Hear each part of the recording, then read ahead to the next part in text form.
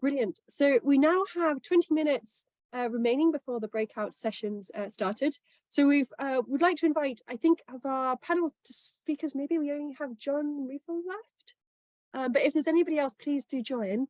And we've heard a lot from leaders in the field, key academics, so we thought it might be quite nice to instead hear from students, so those perhaps new to the field or kind of starting to explore it, to get your opinions.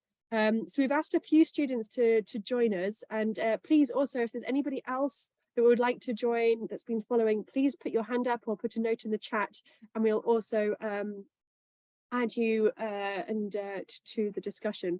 So I think, is there anybody else joining? Let's just have a look.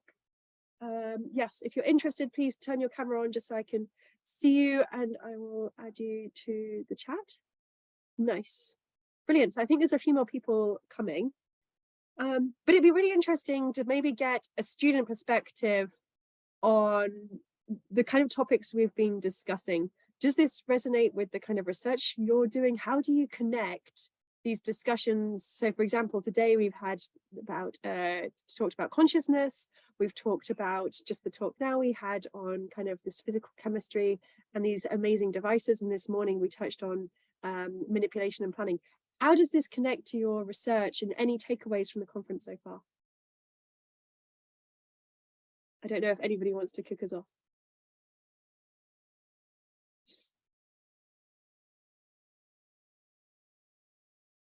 Hello, maybe I can speak. Can you hear me? Yep, we can hear you. Hello. So it's a lot of good talks. I personally did the breakout room yesterday, and then it was also nice to hear like the details of the research in addition to the high level discussions on consciousness or embodied intelligence as a whole. I think for sure, like I'm just context, I'm a second year PhD student at EPFL, and we have a lot of discussion about embodied intelligence and life and so on. I think it gives you, so far, I think it gives you some grounding of direction of what to explore and what to think about. I've increasingly been convincing myself, whether it's through this community or just through my work, how you can use embodiment to help a robot be more functional or useful. But yeah, there's also a disconnect between the high level discussion that we have versus the actual hands-on implementation, working on robots, making them work, sometimes mostly making them not work. Yeah, so that's more of a student perspective, maybe. John, actually, maybe coming to you on this, maybe John and Famia, how do we connect this philosophy also to the engineering? Or how do we bring these two together, and also doing it in a way that's accessible to students and also to an interdisciplinary community? Do you have any thoughts? Me? Yes, John, Famia, whoever, anybody actually that would like to contribute. I'll punt to Fumia first to hear this. Okay, yeah, thank you. So yeah, well, I mean, you know, whatever research project we do, we need the bottom up and top down. You know, just and the bottom up, we need to know a lot of skills in hand, and we want to build things, what you can build, what you cannot build, something you need to know. But on the other hand, we also need a bit of top down view. Why we are building it, right? If you can, even for the top researchers around the world, we actually don't know. And that's a good thing to know from this kind of conference, right? If you look at all the papers in science, nature, science, robotics, they look all great, and they look exactly know why they're doing this. But just listening to them, they actually don't know. And this is the kind of good thing we learn in this kind of event. And asking, you know, for example, Anil Seth, he's a great philosopher, he's talking about consciousness, but he also doesn't know so many things. And that was the kind of thing we can learn only from this kind of interactions. And I think that's one of the take-home messages from this kind of event. No, very good point. John, do you have any follow-up? Also, I think you have an interesting perspective also working with bachelor students. And I think that gives you an interesting take on we need to make it accessible, but equally, and be happy with the fact that we can't necessarily explain everything or understand why we're doing things or what we're doing. Yeah, I think one of the most exciting things about this conference and the people it attracts is how interdisciplinary it is, and how you really need to have a holistic perspective, informed by not just computer science, but also biology, cognitive science, neuroscience, philosophy, and really that is the definition of the liberal arts, right? That it's this synthetic, this integrative perspective, and so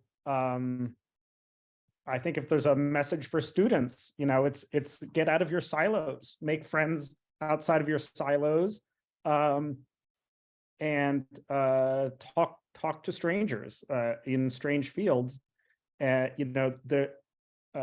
would have imagined that Mike Levin, this sort of genius of planaria biology and neuroethology, would team up with Josh Bongard, this genius of evolutionary robotics, and look at the kinds of things they're just absolutely mind-boggling that they're able to achieve together. And so I think all of the big accomplishments in this field are no longer going to be engineering accomplishments. They're going to be accomplishments of synthesis. Very interesting point. Actually, and I wonder, just coming to our student and postdoc panel, where in terms of your journeys, do you feel you are moving in an interdisciplinary way? Do you feel as you progress and as your research develops, it becomes increasingly interdisciplinary, and how has that helped you, and do you feel there is a need for more of that, or are you happy with how you're going in your individual topics? So maybe I can give some remarks about so these trends about biohybrids and bio-integrated systems is kind of raising the bar. The entry level is really high. We cannot really get inspired and just go and do the research, right? It's sort of a long path. If you decide to go, maybe you should start it I don't know, 10 years ago, right? I mean, it's a good point.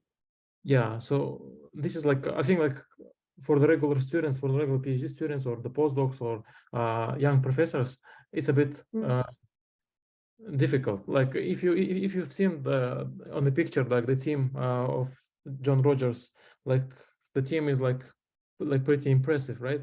And that's why he has this nice output. And yeah, so this is one point. Another point is the IGMARS and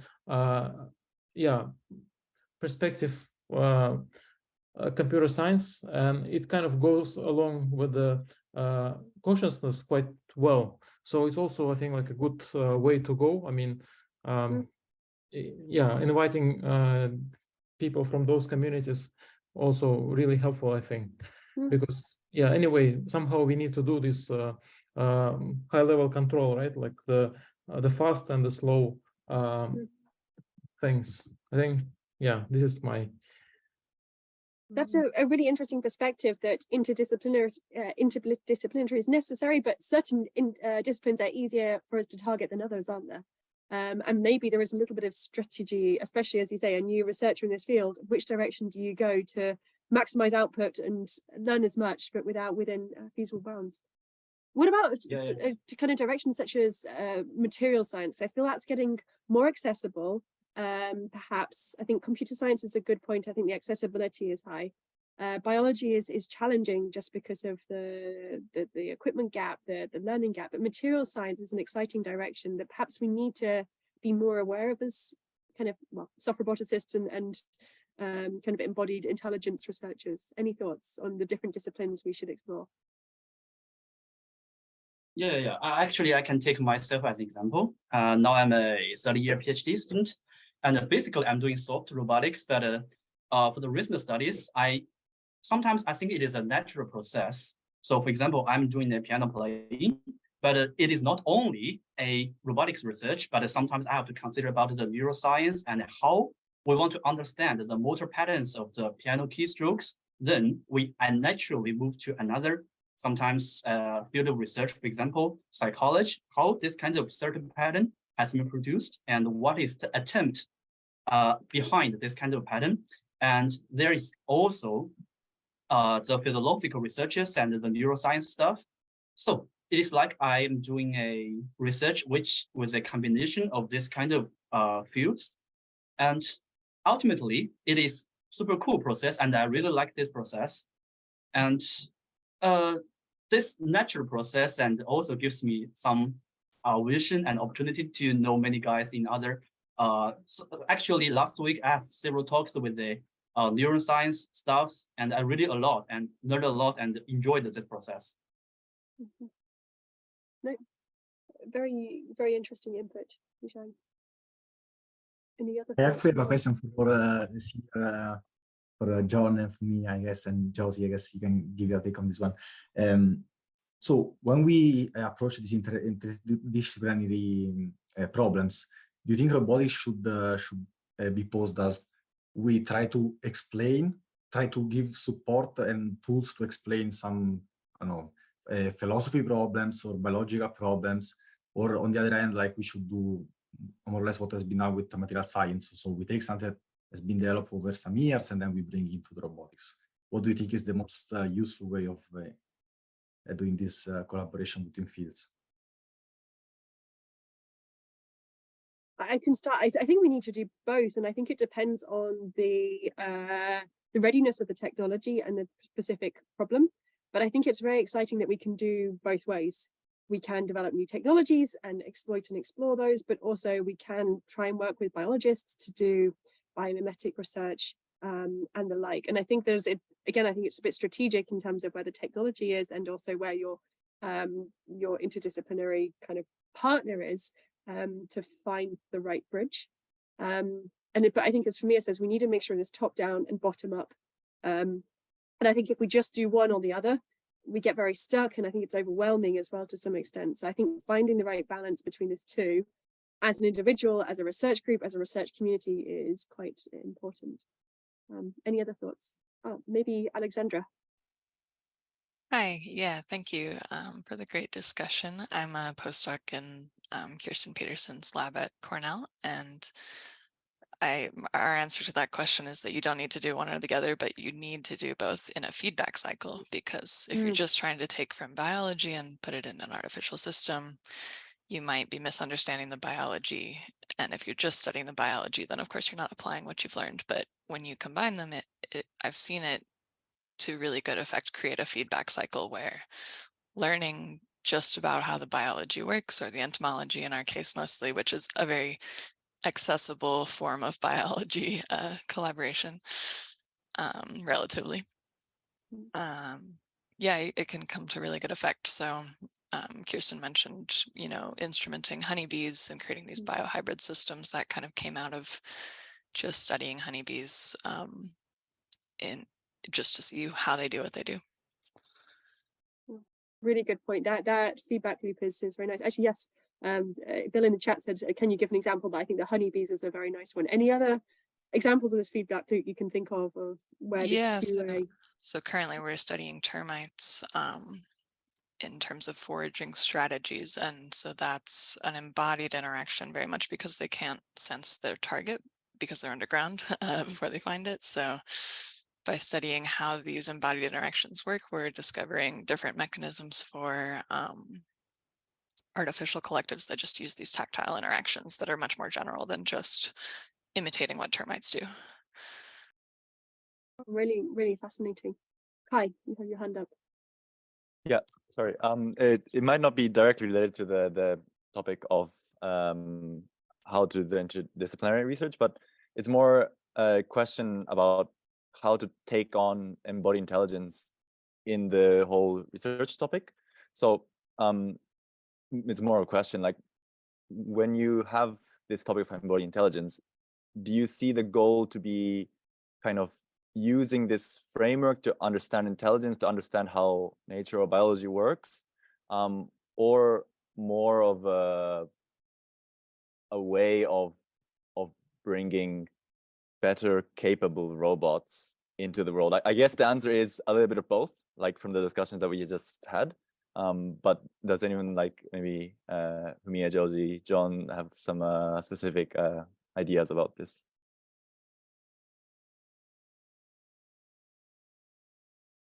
Maybe I can just start.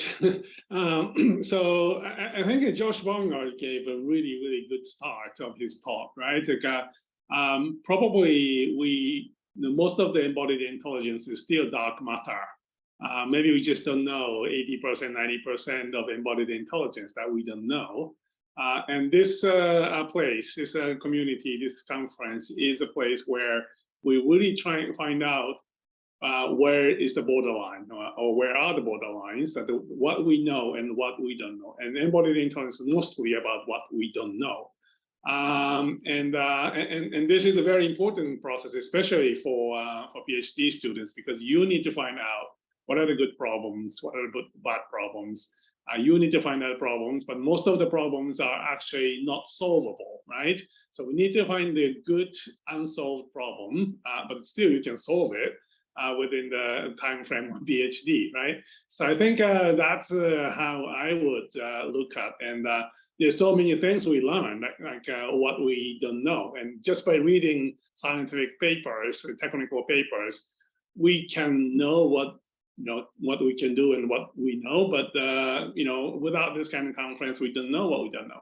So I think that's that's my suggestion here.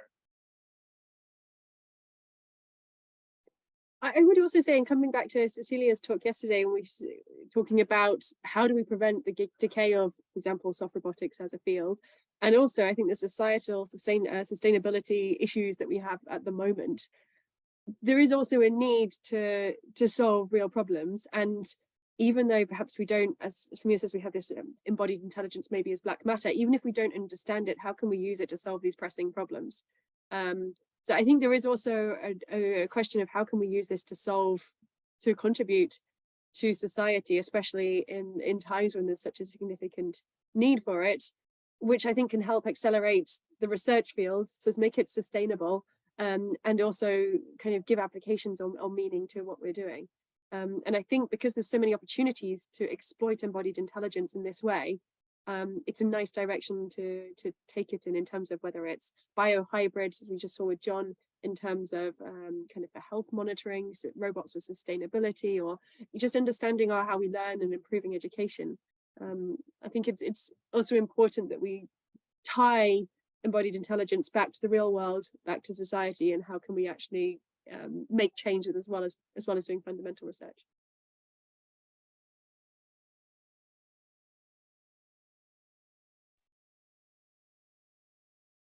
Any other? So we have a couple of minutes left. Arsene. Yeah, one last question. Like, what could be the action to boost this collaboration? Like, is there any way, like I mean, like sort of student competition or hackathon or something like that to boost the collaboration between this multidisciplinary research? Any grand challenge that we could just put there, and then so students can team up and just solve it for a short period of time. Maybe something big will start at this sort of collaboration. Well, I know this might answer your question, but RoboSoft has a soft robotics competition. So there's one way to kind of build teams and solve problems. There are certainly well-identified grand challenges in soft robotics, but I think the best way to find collaborations at the kind of the graduate or undergraduate level is to come to these conferences. And I would say you know, the one downside of a virtual conference is we're not going out to the pub afterwards for a pint, which is where the real conference happens, especially for graduate students, right? I met Josh and Fumia and everyone else sort of in this generation. I can't believe how old we are now. At conferences, right? Just rubbing elbows at conferences. That's where you build up these networks of collaboration. I think also there's some really interesting examples of collaboration out there. So I think just one example of a project that I think is really beautiful in the way they bring together different elements is this, I think it's called Project SETI, which I think is Harvard MIT collaboration. It's all about having to translate sperm whale calls. So they've got some people working on how do we get these devices and they could adhere them to the surface of whales. Some other people trying to understand the cognition process of whales. Others trying to really work on the hardware side, and others trying to work on the kind of encoding of these messages. And I think you're right, Asen. I think having a challenge like that, which is suitably grand that it can't be maybe solved in one PhD, but requires this interdisciplinary approach, is really nice. I guess another direction is to try and go down more of the startup route. Maybe that's another way to try and again promote interdisciplinary action between students. Any last thoughts for Mia? Yes, and one of the biggest discoveries for me today was in one of the breakout sessions. We found really interesting research by Carlotta. Is she still there? I don't know, but she did a really excellent project on. Oh yeah, there we go. She's here. So she made a very simple simulation of a mobile robot with whiskers, but she explored basically morphological computation, morphology of whiskers. That can actually be used to measure the IIT, Integrated Information Theory, which is basically what Anil Seth was talking about in machine consciousness. And the robotics embodiment and consciousness and everything somehow together came into one simple research platform. And this is still also, you can download this code from the internet and anyone can actually run this code straight away. Carlotta, do you want to advertise your project? Yes, thank you very much for the advertisement. So it's it's very simple setting where you have robots with simulated robots with only 2 binary variables as controller, so you can calculate the different measures for morphological computation and integrated information that I define in a information geometric way very easily. And so you can actually observe how they the interaction behave with each other. And one thing that I might add here is that my PhD, so I'm in the 4th year now, is an interdisciplinary project from the beginning, and I think that's also a really interesting but also a really challenging thing, because talking to people from vastly different fields takes a while. Even if you think you're talking about the same thing, you're not necessarily doing that. Yeah, thank you. Thank you. I think this kind of reproducible research is very important, and I haven't tried it yet in my computer, but hopefully I can run it in my computer. Probably this is the first really simplest, the simulation code you can do the consciousness research based on robotics, right? So that's a really interesting first step toward this very exciting direction of research. Fantastic. I think that's a very nice way to wrap up and finish. So thank you very much to all the speakers, all the panelists. Thank you very much to our very last minute various students, postdocs, researchers who have joined us for that last discussion. So I think that concludes today's sessions, and I think the breakout rooms should be open. Just a reminder, we'll start again tomorrow, I believe at 9:15 again. So please do join the breakout rooms. Again, there's 2 different rooms. with about 7 or 8 talks in. So please do go and join those, and we'll just highlight and show this talks now. So thank you very much for joining, and we will see you all again tomorrow.